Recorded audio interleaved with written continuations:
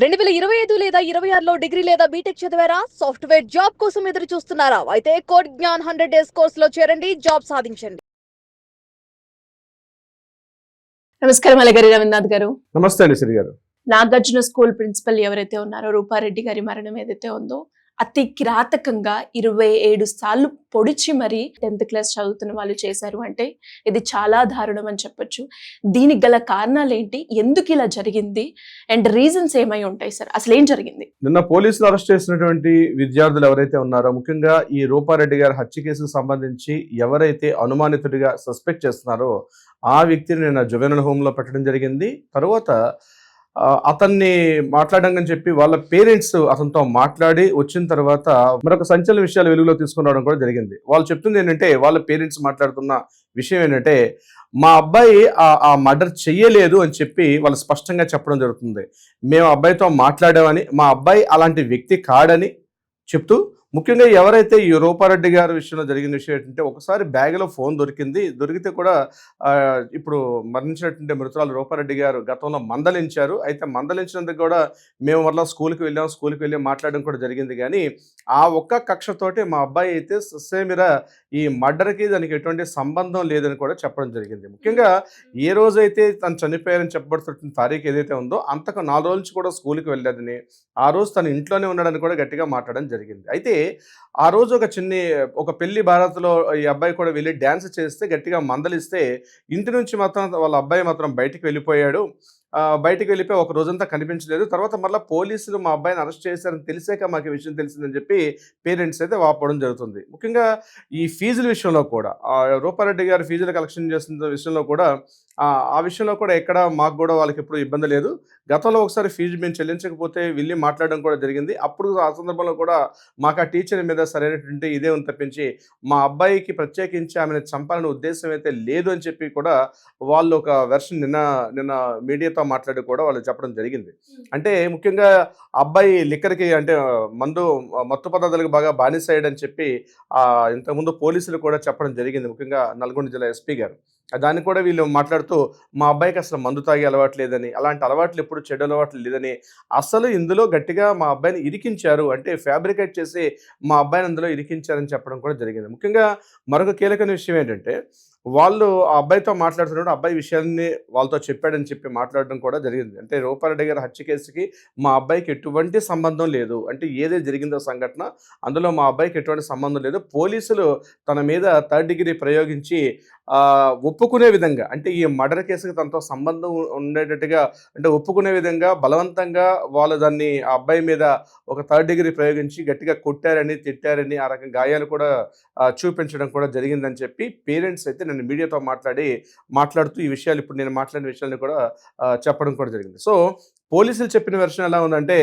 ఆ రోజు రూపారెడ్డి గారి హత్య కేసు ఏ రోజు జరిగిందో, అంటే చనిపోయిన ఆ రోజు ఈవినింగ్ 5:30కి అయిపోయింది. 5:30కి తను ఇంటికి వెళ్ళారు. ఇంటికి వెళ్ళిన తర్వాత ఇంట్లో కూర్చొని వాళ్ళ పిన్ని గారితో ఫోన్లో మాట్లాడుతూ అక్కడ చివరిగా వాళ్ళు బాబు అని చెప్పి మాట్లాడడం జరిగింది. ఆ వర్డ్ విని మేము స్కూల్లోని బాబు అని ఎవరైతే పిలుస్తారని చెప్పి మేము ఇంట్రాగేషన్ చేసే క్రమంలో ఈ పిల్లలు ఎవరైతే ఉన్నారో ఒక 2-3 పిల్లలు స్కూల్కి రావడం లేదని తెలిసిన తర్వాత మేము వాళ్ళ మీద ఒక దర్యాప్తు చేసాం. అందులో భాగంగా ఎవరైతే ఈ మైనర్ బాలుడు ఎవరైతే ఉన్నారో మైనర్ బాలుడిని మేము అరెస్ట్ చేయడం కూడా జరిగింది. అతన్ని పట్టుకున్నాక అతను చెప్పిన విషయం ఏంటంటే, అక్కడ మార్కెట్లో ఆదివారం సంతలో ఉన్నటువంటి మార్కెట్లోకి వెళ్ళి అతను కత్తి కొన్ని కూడా తీసుకొని వచ్చి ఆ ఇంటికి వెళ్ళాడు. ముఖ్యంగా ఒక 2.5 లక్షల రూపాయలు, అంటే ఈమెను అంటే వీళ్ళ జల్సాలకు బాగా అలవాటు పడ్డారు. ఆ జల్సా ఖర్చుల కోసం అని చెప్పి రీసెంట్గా స్కూల్ ఫీజులన్నీ వసూలు చేశారు ప్రిన్సిపాల్ గారు. కాబట్టి వారి ఇంట్లో ఈ అమౌంట్ ఉంటుంది అనే ఉద్దేశంతో వీళ్ళు వెళ్ళారు. మర్డర్ చేశారా చేయలేదా అని, అంటే మర్డర్ చేయాలనే ఉద్దేశంతో వెళ్ళారా, లేకపోతే కేవలం మనీని దొంగిలించాలనే విషయం మీద వెళ్ళారనే విషయం మీద ఇంకా ఇంట్రాగేషన్ చేస్తున్నాం మేము.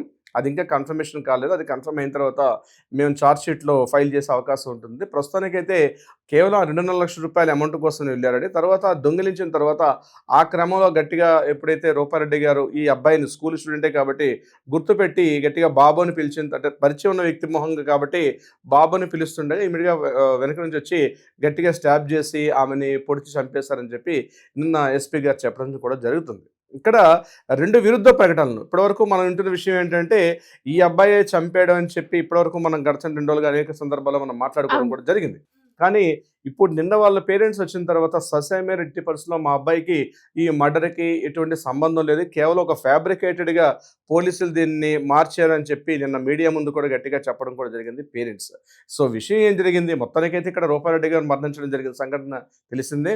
ఆమె ఒంటి మీద కత్తిపోట్ల గాయాలున్నాయి. అయితే ముందు రోజు సాయంత్రం చనిపోతే మళ్ళీ నెక్స్ట్ డే మార్నింగ్ వరకు ఆమె యొక్క బాడీని తీసుకుని రావడానికి అవకాశం లేదు. ఎందుకంటే ఇక్కడే మనం సస్పెక్ట్ చేయాల్సిన పరిస్థితి వస్తుంది. అంటే ముందు రోజు రాత్రి జరిగితే నెక్స్ట్ డే మార్నింగ్ వరకు ఎందుకు తెలుసుకోలేకపోయారు? అంటే ఆ పక్కన ఎవరు లేరా, ఇంటి బిల్డింగ్ కూడా కిందనే ఉంటారు కదా, ఇలాంటి సందర్భాల్లో ఎందుకు వెలుగులోకి రాలేదనే విషయం మీద పోలీసులు జవాబు చెప్పాల్సిన అవసరం కూడా ఉంటుంది. ఈ విషయాలన్నీ కూడా అంటే ఈచ్ అండ్ ఎవ్రీ పాయింట్ కూడా మర్డర్ కేసుల్లో ఏ రకంగా జరిగింది, ఏ విషయం అన్న విషయం మీద కూడా మాట్లాడుకోవడం జరుగుతుంది. బట్ పోలీసులు ఏంటంటే ఈ కేసు ఇక్కడితో క్లోజ్ చేసేసాం, ఇక ఈ అబ్బాయి మీద కంప్లీట్గా ఈ అబ్బాయి చంపాడని చెప్పి పోలీసులు ఒక కంక్లూజన్కి వచ్చేసి క్లోజ్ చేస్తే, నిన్న సాయంత్రం మరలా వచ్చినటువంటి కొత్త తాజా అప్డేట్ ఏంటంటే చంపలేదని చెప్పి తల్లిదండ్రులు గట్టిగా మాట్లాడడం అన్నది. ఇప్పుడు టాపిక్ అనేది మరలా ఇది పోలీసులు చెప్పిన దీనికి వీళ్ళకి మాట్లాడడానికి కొంత కాంట్రడిక్షన్ అనేది ఏర్పాటైంది. దీని మీద కూడా మరి పోలీసులు ఏమైనా మీడియా సమావేశం పెట్టి దీనికి కౌంటర్ పాయింట్ ఇస్తారా, లేకపోతే డైరెక్ట్గా కోర్టులోనే దీని మీద వాదోపవాదాలు విచారణకు వెళ్ళే అవకాశం ఉంటుందని మనం వేచి చూడాల్సిన పరిస్థితి వస్తుంది. బట్ ఏదేమైనప్పటికీ కూడా విద్యార్థుల్లో కొంత నైతిక ప్రవర్తనలు కూడా బాగా తగ్గినట్టయితే కనిపిస్తుంది. అవును సార్. విద్యార్థులు చేశారా చేయలేదండి మనం వన్ సైడ్ మాట్లాడడం కరెక్ట్ కాదు. కాబట్టి జరిగిన విషయాన్ని, ఎందుకంటే రెండు వైపుల విషయాలు మనం వెళ్ళాల్సిన పరిస్థితి వస్తుంది. సో ఇక్కడ ఏదేమైనప్పటికీ కూడా విద్యార్థుల్లో ఒక రకమైన నైతిక ప్రవర్తనలు మాత్రం బాగా తగ్గాయంటే మాత్రం ఎట్టి పరిస్థితిలో ఎవరైనా అంగీకరించాల్సిందే. స్కూల్లో ముఖ్యంగా ఇక్కడ వావి వరుసలు లేకుండా పోయాయి, పెద్ద చిన్న తారతమ్యాలు లేకుండా పోయినాయి. ఇప్పుడు ఇలాంటి సంఘటనలన్నీ చూస్తుంటే కూడా విద్యార్థులతో అంటే టీచర్స్ ఎలా ప్రవర్తించాలి అంటే ఒక నియమావళి ఉంటుంది. మేము కూడా బీఈడీ చేసాం, స్కూల్ ఎడ్యుకేషన్ మేము కూడా స్టడీ చేసాం. స్కూల్ ఎడ్యుకేషన్ చేసేటప్పుడు అంటే బీఎడ్ చేసేటప్పుడు చెప్తారు, అంటే స్టూడెంట్స్ ఎలా ఉండాలి ఏంటనే విషయం కూడా ఒక నియమావళి ఉంటుంది, ఒక రూల్స్ అండ్ రెగ్యులేషన్స్ ఉంటాయి. ఇప్పుడు కొత్తగా ఇవన్నీ జరుగుతుంటే మాకు అనిపిస్తుంది మేము అప్లో చేసింది బీఎడ్ కాకుండా ఇప్పుడు కొత్తగా ఏమైనా అందులో ఇంకా నియమావళి మార్చాలా, అంటే మారుతున్న కాలానికి అనుగుణంగా ఇలాంటి సంఘటనలు జరగకుండా ఉండాలంటే విద్యార్థుల్లో వాళ్ళ మార్పు కోసం చెప్పి కొత్తగా ఏమైనా ప్రవర్తన నియమావళి ఏమైనా మార్చాలనే విషయం మీద కూడా ఆలోచనలు అయితే మేధావులు చేయాల్సిన పరిస్థితి కూడా ఉంది సిరి గారు. ఏ కారణమో తెలియదు కానీ పిల్లలు మాత్రం రైట్ పాత్ లో లేరు అన్నది మాత్రం చాలా క్లియర్ గా అర్థమవుతుంది. Thank you sir, thank you so much. Thank you so much Siri గారు.